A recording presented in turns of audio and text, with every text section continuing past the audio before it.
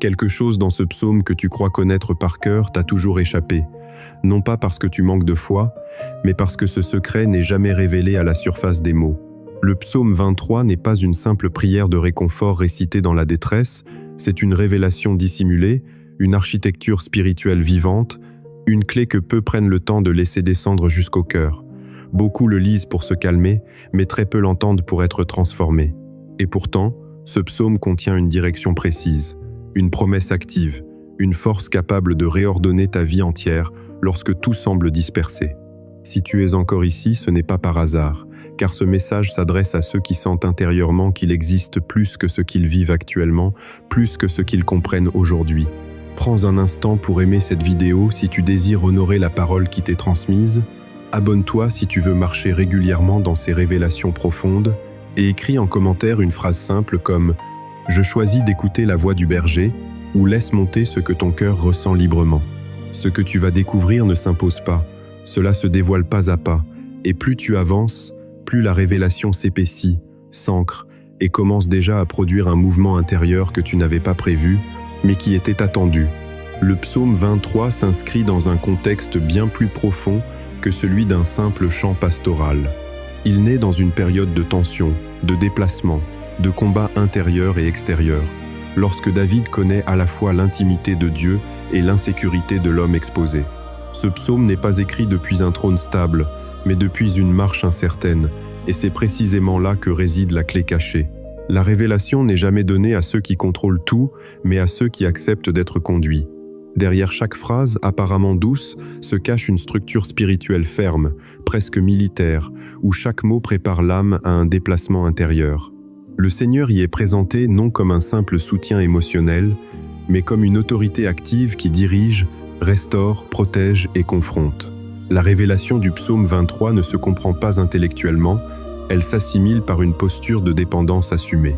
C'est un texte qui forme l'âme à reconnaître la voix divine au milieu des bruits contradictoires de la vie. Celui qui parle ici connaît les vallées, connaît les ennemis, connaît la peur, mais il connaît surtout la fidélité d'une présence qui ne promet pas l'absence d'épreuves, seulement la certitude d'une conduite juste. Cette révélation prépare le cœur à recevoir non des réponses immédiates, mais une orientation durable, capable de transformer la manière même de traverser la vie. Avant d'entrer dans chaque révélation, il est essentiel de comprendre que ces vérités ne sont pas des concepts à analyser, mais des mouvements à laisser agir. Le psaume 23 fonctionne comme une descente progressive, où chaque révélation enlève une couche de résistance intérieure pour en révéler une autre plus profonde. Rien n'est donné brutalement, tout est transmis dans un ordre précis, car l'âme ne peut porter certaines vérités qu'après avoir été préparée. Ces révélations ne sont pas là pour impressionner, mais pour réorienter. Elles ne promettent pas une vie sans combat, mais une manière juste de les traverser. En les recevant une à une, quelque chose s'aligne lentement entre ce que tu crois, ce que tu vis et ce que Dieu désire accomplir en toi. C'est pourquoi chaque révélation doit être accueillie avec lenteur, humilité et disponibilité intérieure, car ce psaume ne cherche pas à informer, il cherche à conduire. La première révélation repose sur une affirmation radicale que beaucoup récitent sans jamais la laisser descendre en eux. Lorsque le psaume affirme que le Seigneur est ton berger, il ne parle pas d'une image douce, mais d'une relation d'autorité consentie. Un berger ne négocie pas la direction, il la donne. Et la révélation ici est que la paix véritable commence lorsque tu cesses de vouloir guider ta propre vie. Tant que tu cherches à tout comprendre avant d'obéir, la conduite reste bloquée. Cette révélation dévoile que le manque ne vient pas de l'absence de ressources, mais d'un refus inconscient de dépendance. Être conduit implique d'accepter de ne pas savoir à l'avance où mène le chemin. C'est précisément cette posture qui libère le repos intérieur promis par le psaume.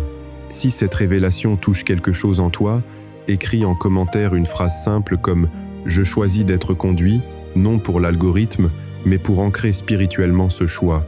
La deuxième révélation approfondit la première, en révélant que le repos mentionné n'est pas une récompense, mais une conséquence directe de l'abandon. Les verts pâturages et les eaux paisibles ne décrivent pas une absence de mouvement, mais un rythme divin. Cette révélation expose que beaucoup sont épuisés, non parce qu'ils font trop, mais parce qu'ils avancent hors du tempo de Dieu. Le psaume révèle ici une loi spirituelle précise. Lorsque tu marches selon la cadence du berger, même l'effort devient nourrissant.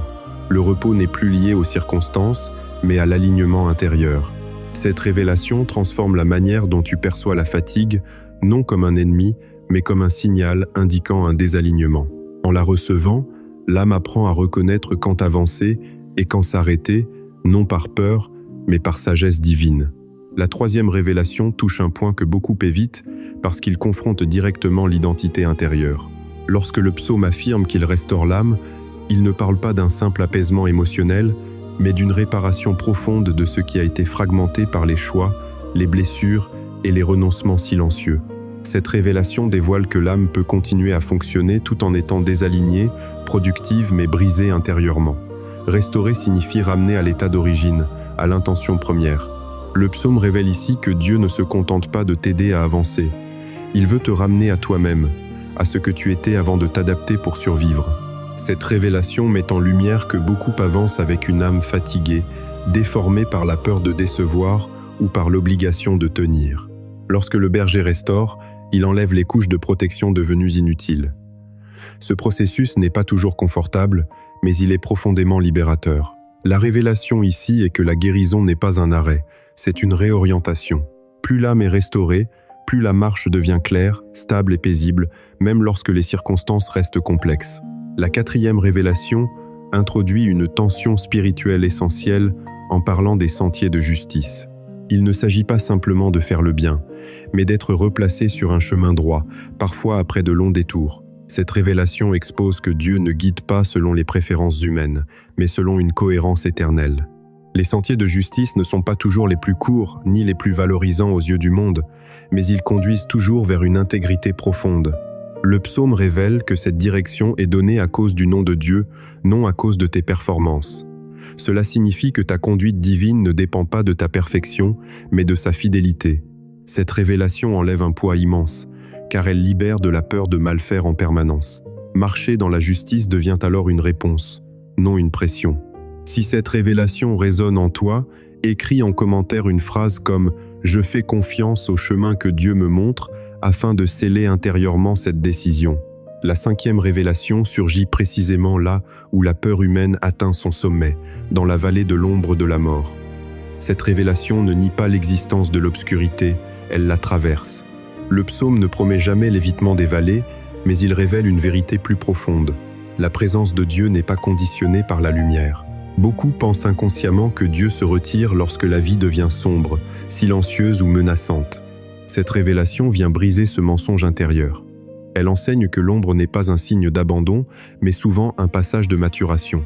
La peur perd son pouvoir non parce que la vallée disparaît, mais parce que la conscience de la présence divine devient plus forte que l'environnement. Cette révélation transforme la perception du danger. Ce n'est plus un lieu de perte, mais un espace de révélation de la fidélité divine. La vallée devient alors un seuil, non une fin. Celui qui reçoit cette révélation cesse de mesurer la présence de Dieu à ses émotions et commence à la reconnaître comme une constante intérieure. C'est ici que la foi cesse d'être fragile, car elle n'est plus dépendante du confort. La sixième révélation approfondit cette traversée en révélant la fonction réelle de la houlette et du bâton. Ces instruments ne sont pas seulement symboles de douceur, mais d'autorité et de correction. Cette révélation dévoile que le réconfort véritable ne vient pas uniquement de la protection, mais aussi de la correction assumée.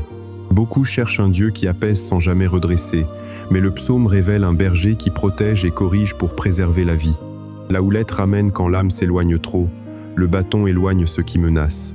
Cette révélation confronte l'idée selon laquelle l'amour divin serait permissif. Elle révèle au contraire un amour structurant, qui trace des limites pour maintenir la vie en sécurité.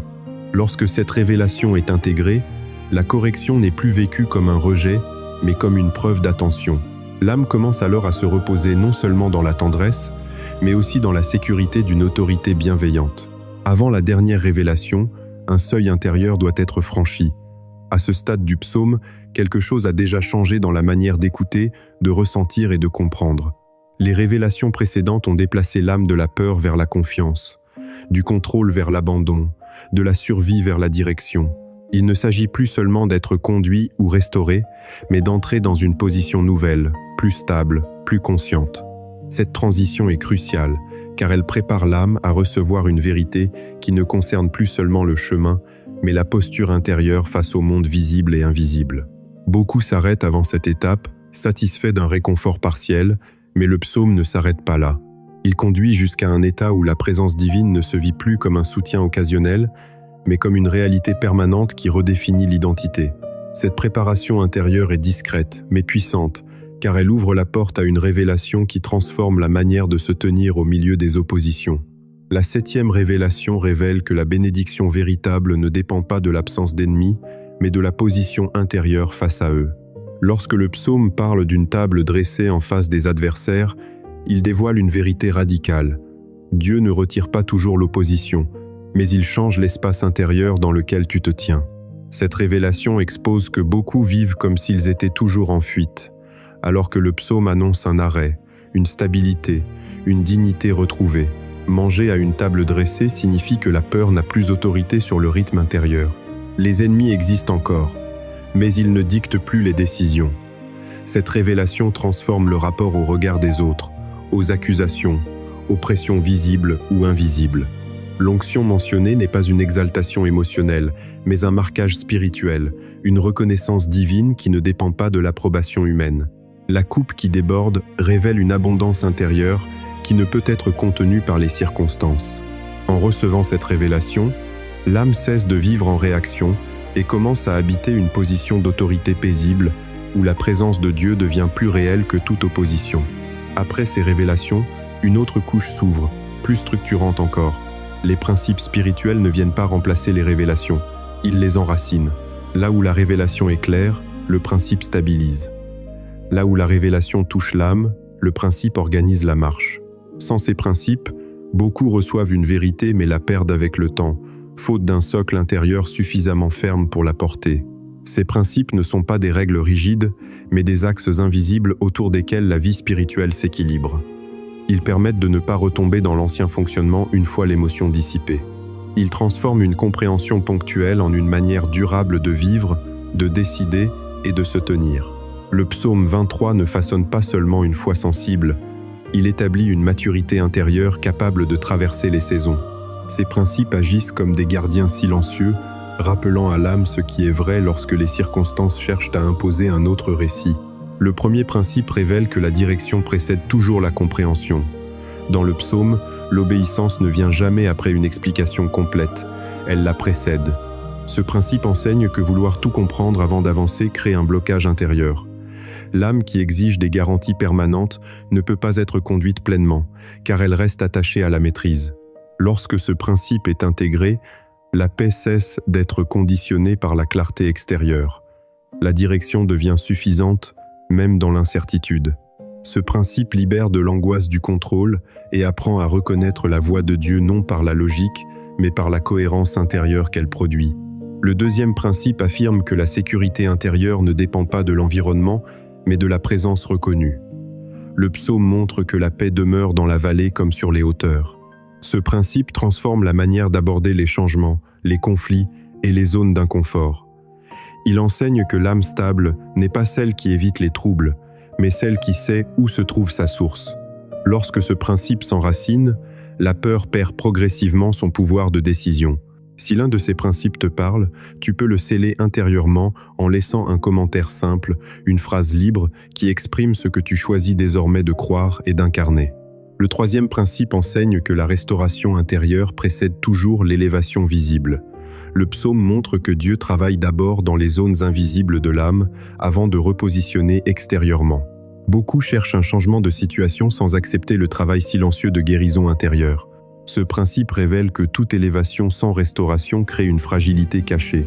Lorsque l'âme est restaurée, elle peut porter ce qui vient sans se perdre.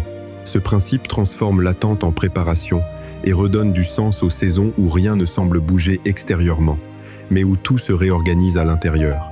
Le quatrième principe affirme que la justice divine n'est pas une performance, mais une direction. Le psaume ne parle pas d'un chemin parfait, mais d'un sentier juste. Ce principe libère de la culpabilité permanente et de l'autosurveillance excessive. Marcher dans la justice signifie avancer avec sincérité, même imparfaite, en restant aligné avec la voie qui conduit. Lorsque ce principe est intégré, la relation à Dieu cesse d'être basée sur la peur de mal faire et devient une marche confiante, où chaque correction est perçue comme un ajustement bienveillant et non comme une condamnation. Le 5e principe révèle que la présence divine ne supprime pas l'opposition, mais redéfinit la position intérieure face à elle. Le psaume montre que la table est dressée en présence des adversaires, non après leur disparition. Ce principe enseigne que la maturité spirituelle ne consiste pas à attendre un environnement idéal, mais à apprendre à demeurer stable au milieu de ce qui résiste. Lorsque ce principe s'enracine, l'âme cesse de vivre dans une posture défensive permanente. Elle comprend que l'autorité spirituelle ne se manifeste pas par la domination, mais par une paix inébranlable qui ne se laisse plus dicter son rythme par la pression extérieure. Le 6e principe affirme que l'abondance véritable est intérieure avant d'être visible. La coupe qui déborde ne dépend pas de l'accumulation extérieure, mais d'une source qui ne se tarit pas. Ce principe transforme profondément la relation au manque, à la comparaison et à l'envie. Il enseigne que celui qui vit connecté à la source ne mesure plus sa valeur à ce qu'il possède, mais à ce qu'il reçoit intérieurement. Lorsque ce principe est intégré, la gratitude devient naturelle et la générosité cesse d'être un effort. L'âme commence à vivre dans une suffisance paisible qui attire sans forcer et qui rassasie sans épuiser. Le 7e principe révèle que la bonté et la fidélité ne sont pas des événements ponctuels, mais une poursuite constante. Le psaume ne dit pas que ces réalités apparaissent de temps en temps, mais qu'elles suivent l'âme tout au long de la vie. Ce principe transforme la perception du temps spirituel. Beaucoup vivent comme si Dieu intervenait seulement dans les moments critiques, alors que le psaume révèle une présence active et continue, même dans les jours ordinaires. Ce principe enseigne que la grâce n'est pas statique, elle est en mouvement, elle accompagne, elle rattrape, elle protège même lorsque l'âme n'en a pas conscience. Intégrer ce principe, c'est cesser de vivre dans l'attente anxieuse d'un prochain secours et commencer à reconnaître ce qui agit déjà silencieusement. La fidélité divine ne dépend pas de l'intensité de la foi, mais de la constance de Dieu. Lorsque ce principe s'ancre, la vie cesse d'être fragmentée entre le spirituel et le quotidien. Chaque jour devient un espace habité, chaque saison un terrain d'apprentissage. L'âme apprend alors à marcher sans urgence, avec une confiance enracinée, sachant que ce qui la suit est plus fort que ce qui la précède. Cette compréhension installe une stabilité profonde, car l'avenir n'est plus perçu comme une menace, mais comme une continuité habitée par la même présence. À ce stade, quelque chose devient évident intérieurement. Comprendre ces révélations et intégrer ces principes ne suffit plus à eux seuls. Il existe une frontière subtile entre savoir et incarner, entre reconnaître une vérité et la laisser remodeler concrètement les choix, les réactions et les priorités quotidiennes. Cette transition est souvent inconfortable, car elle oblige à quitter la sécurité de la compréhension pour entrer dans l'espace plus exigeant de l'application. Le psaume ne cherche pas à former des auditeurs éclairés, mais des marcheurs transformés. Ce qui a été révélé doit maintenant trouver un chemin dans la réalité vécue, dans les décisions ordinaires, dans les relations, dans la manière de traverser les tensions et les silences. Cette étape marque le moment où la parole cesse d'être entendue comme un message extérieur et commence à devenir une boussole intérieure, active, concrète, prête à orienter chaque pas. Lorsque ces vérités commencent à descendre dans la vie quotidienne, elles révèlent leur véritable puissance. Le psaume 23 cesse alors d'être un texte que l'on récite dans l'épreuve pour devenir une grille de lecture intérieure qui influence chaque choix, chaque réaction, chaque attente. Concrètement, cela signifie apprendre à reconnaître les moments où tu avances par peur plutôt que par confiance et choisir volontairement de ralentir pour écouter la direction intérieure plutôt que la pression extérieure. Dans la vie professionnelle, cette application se manifeste par une capacité nouvelle à ne plus fonder ta valeur sur la performance constante, mais sur une direction juste, même lorsque le rythme du monde pousse à l'agitation. Dans les relations, cela transforme la manière de réagir aux conflits, car la sécurité intérieure ne dépend plus de l'approbation ou du contrôle de l'autre, mais d'une présence stable qui t'accompagne. Lorsque tu traverses des périodes d'incertitude, l'application pratique du psaume consiste à refuser de paniquer intérieurement, non par naïveté, mais parce que tu sais que la vallée fait partie du chemin et non d'un échec. Cela t'apprend à ne plus interpréter chaque difficulté comme un signe d'erreur, mais comme un passage de structuration. Dans les décisions importantes, cette application se traduit par un discernement plus lent, plus enraciné, qui privilégie la paix intérieure durable plutôt que l'urgence ou l'avantage immédiat. Même dans les moments de fatigue, tu apprends à écouter ce que ton âme signale, non pour t'arrêter définitivement, mais pour réaligner ton rythme avec celui du berger. Progressivement, cette manière de vivre transforme ton rapport au temps, à l'échec et à l'attente. Tu cesses de courir après des résultats pour commencer à marcher dans une direction. La foi n'est plus une réaction émotionnelle face aux crises, mais une posture quotidienne qui oriente silencieusement ta manière de vivre, de parler et d'espérer. Il y avait un homme qui marchait depuis longtemps avec une carte à la main. Cette carte lui avait été transmise très tôt et il l'avait apprise par cœur. Il connaissait les chemins dessinés, les symboles, les indications écrites en marge. Pourtant, malgré cette connaissance précise, il se perdait souvent, non parce que la carte était fausse, mais parce qu'il marchait les yeux fixés sur le papier au lieu d'écouter le guide qui l'accompagnait en silence. Un jour, alors que la route devenait étroite et que le terrain s'assombrissait, l'homme sentit la peur monter. Il s'arrêta, persuadé qu'il avait pris une mauvaise direction. Le guide s'approcha alors et lui dit calmement que ce passage faisait partie du chemin, qu'aucune autre route ne permettait d'atteindre la destination sans traverser cet endroit. L'homme hésita, car la vallée semblait dangereuse, mais il décida enfin de ranger la carte et d'écouter la voix. À mesure qu'il avançait, il réalisa que le guide ne l'avait jamais quitté, même lorsque le silence était lourd et que le chemin semblait hostile. Plus loin, contre toute attente, une table avait été dressée, non loin de ceux qui l'avaient autrefois menacé. L'homme mangea sans se presser, découvrant que la peur avait perdu son pouvoir sur lui. À la fin du chemin, il comprit que le véritable but n'était pas seulement d'arriver quelque part, mais de devenir quelqu'un capable de marcher sans être dominé par la crainte. Cette parabole révèle que suivre Jésus ne consiste pas à accumuler des connaissances spirituelles, mais à apprendre à reconnaître sa voie au milieu des passages incertains. Celui qui accepte d'être conduit découvre que même les zones sombres font partie d'un itinéraire maîtrisé. La leçon finale est simple mais exigeante. La paix ne vient pas de l'absence de vallée, mais de la confiance placée dans celui qui marche avec toi, pas devant, pas derrière, mais à tes côtés. Avant que ces vérités ne prennent chair dans la vie, une décision silencieuse doit être posée. Les actes de transformation ne sont pas des efforts héroïques, mais des réponses concrètes à ce qui a été révélé intérieurement. Ils ne cherchent pas à impressionner, ils cherchent à aligner. Chaque acte est une manière de traduire la révélation en mouvements réels, en choix répétés, en attitudes incarnées. Sans ces actes, la compréhension reste suspendue et l'âme retourne progressivement à ses anciens réflexes. Ces actes ne transforment pas tout d'un coup, mais ils déplacent l'axe intérieur autour duquel la vie s'organise. Ils forment une marche progressive, parfois discrète, mais profondément structurante, où la foi cesse d'être une pensée pour devenir une manière d'être. Le premier acte de transformation consiste à renoncer consciemment à diriger seul ses décisions majeures. Cet acte ne signifie pas l'abandon de la responsabilité, mais la fin de l'autosuffisance intérieure.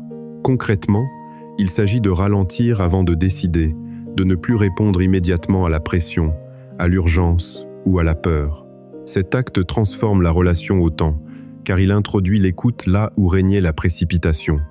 Il oblige à reconnaître que certaines décisions prises trop vite ont été guidées par l'anxiété plutôt que par la paix. En posant cet acte, l'âme apprend à discerner la différence entre une impulsion et une direction. Peu à peu, une nouvelle stabilité apparaît, car la confiance ne repose plus sur la certitude d'avoir raison, mais sur la certitude d'être conduit.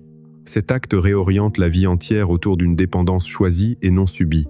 Le deuxième acte de transformation consiste à accepter la restauration intérieure sans la contrôler. Beaucoup désirent être guéris, mais refusent le processus qui expose les zones fragiles.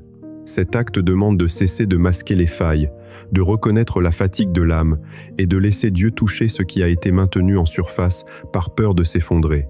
Concrètement, cela se manifeste par une honnêteté nouvelle envers soi-même, par l'acceptation de ne pas aller bien à certains moments sans culpabilité. Cet acte transforme la relation à la vulnérabilité, qui n'est plus vécue comme une faiblesse, mais comme une porte de restauration. En l'incarnant, l'âme découvre que la guérison n'humilie pas, elle libère. Progressivement, une cohérence intérieure se rétablit et ce qui était fragmenté commence à s'unifier. Le troisième acte de transformation consiste à marcher droit même lorsque personne ne regarde.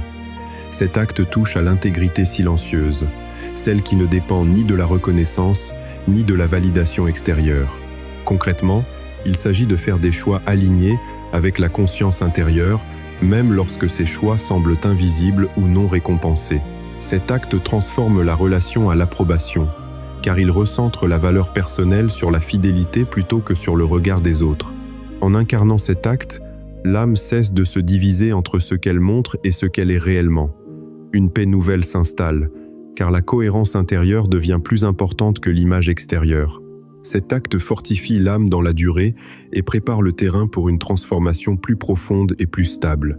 Le quatrième acte de transformation consiste à ne plus fuir les vallées intérieures, mais à les traverser consciemment. Cet acte demande de ne plus interpréter les saisons difficiles comme des anomalies spirituelles, mais comme des passages nécessaires. Concrètement, il s'agit d'arrêter de lutter contre ce qui est déjà là, de cesser de nier la peur, la fatigue ou le doute, et de choisir de marcher malgré eux. Cet acte transforme la relation à la souffrance, qui n'est plus vécue comme une condamnation, mais comme un lieu de maturation. En l'incarnant, l'âme apprend que la présence de Dieu n'est jamais interrompue par l'inconfort. Une force calme se développe, capable de soutenir la marche même lorsque les émotions vacillent. Le cinquième acte de transformation consiste à demeurer stable au milieu des oppositions visibles ou invisibles. Cet acte s'exprime lorsque la pression extérieure cherche à dicter les réactions, les paroles ou les choix. Concrètement, il s'agit de refuser la posture défensive permanente, de ne plus répondre à l'hostilité par la crispation, mais par une paix enracinée. Cet acte transforme profondément la relation au conflit, car il déplace l'autorité intérieure. Les oppositions cessent d'être des menaces et deviennent des révélateurs de maturité. En l'incarnant, l'âme découvre une liberté nouvelle, celle de ne plus être gouvernée par ce qui s'oppose, mais par ce qui conduit. Le sixième acte de transformation consiste à vivre à partir de l'abondance intérieure plutôt que de la peur du manque. Cet acte touche aux pensées, aux paroles et aux attitudes quotidiennes. Concrètement, il s'agit de reconnaître ce qui est déjà donné, de cesser de comparer et de laisser la gratitude devenir une posture naturelle. Cet acte transforme la relation à la possession, à l'attente et au désir. L'âme cesse de courir après ce qu'elle croit lui manquer et commence à rayonner à partir de ce qu'elle reçoit intérieurement. En incarnant cet acte, la vie prend un rythme plus paisible, car la source n'est plus extérieure, mais vivante à l'intérieur. Le septième acte de transformation consiste à habiter pleinement le présent sans être tiré en arrière par le passé, ni projeté anxieusement vers l'avenir. Cet acte touche à la manière de vivre le temps. Concrètement, il s'agit de cesser de ruminer ce qui n'est plus et d'arrêter d'anticiper ce qui n'est pas encore, pour reconnaître que la présence de Dieu se manifeste toujours dans l'instant vécu. Cet acte transforme profondément la relation à l'attente, car il enlève l'urgence intérieure qui fatigue l'âme. En l'incarnant, l'âme apprend à marcher jour après jour, sans exiger des garanties pour demain. La confiance cesse d'être une projection et devient une expérience quotidienne. Peu à peu, une paix stable s'installe, car la vie n'est plus vécue comme une succession de menaces ou d'objectifs à atteindre, mais comme un chemin habité. Cet acte scelle les précédents, car il permet à la direction, à la restauration, à la justice et à la présence de Dieu de s'exprimer pleinement dans le réel, ici et maintenant. Tout ce cheminement conduit naturellement vers une clarté intérieure nouvelle. Ce qui au départ semblait être un simple psaume appris par habitude se révèle maintenant comme une architecture spirituelle complète, capable de soutenir une vie entière. Chaque révélation a déplacé quelque chose, chaque principe a stabilisé un axe, chaque acte a donné une forme concrète à ce qui aurait pu rester abstrait. Le psaume 23 apparaît alors non comme un texte figé, mais comme une trajectoire vivante, une manière d'habiter la foi sans la fragmenter. Il ne promet pas une existence sans tension, mais une cohérence intérieure qui traverse les tensions sans se dissoudre. La peur n'a pas disparu, mais elle n'est plus au centre. Les vallées existent encore, mais elles ne définissent plus l'identité. La présence divine n'est plus recherchée comme une aide ponctuelle, elle est reconnue comme un fil continu qui relie chaque saison, chaque choix, chaque silence. Cette compréhension apporte une sensation d'achèvement, non parce que tout est résolu, mais parce que tout est désormais orienté. La vie cesse d'être une succession de réactions pour devenir une marche consciente. Ce psaume n'enseigne pas comment éviter l'obscurité, il révèle comment y marcher sans se perdre. Il ne cherche pas à rassurer superficiellement, il restructure profondément.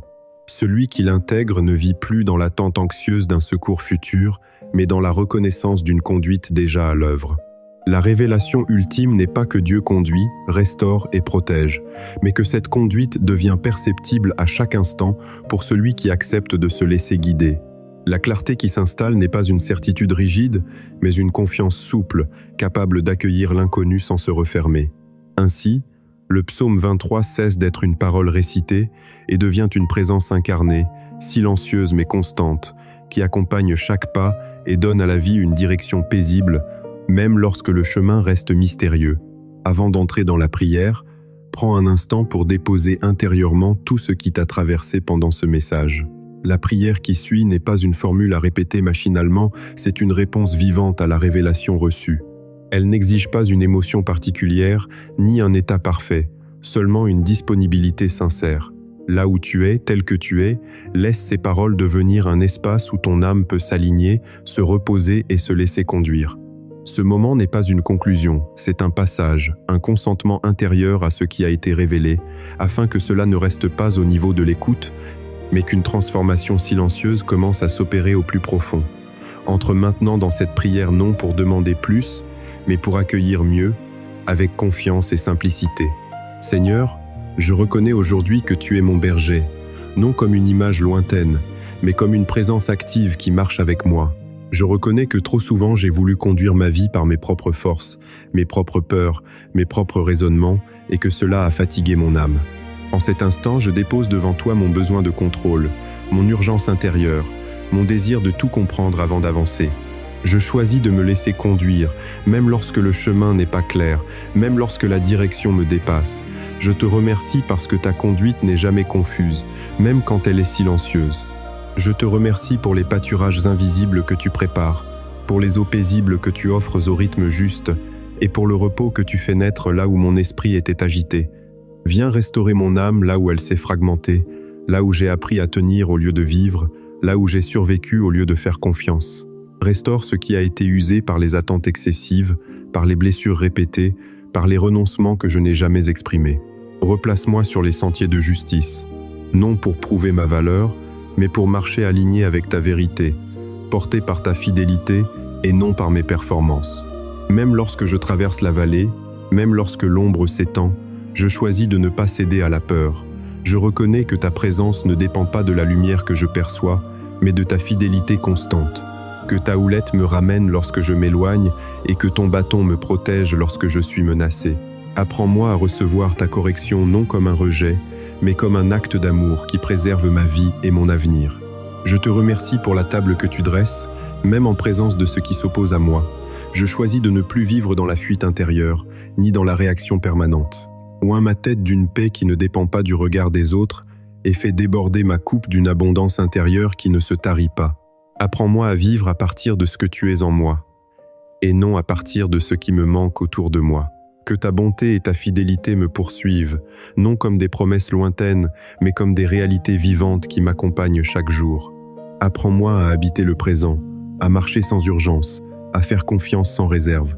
Je choisis aujourd'hui de demeurer dans ta présence, non par obligation, mais par désir, sachant que là se trouve la source de ma paix, de ma direction et de ma vie.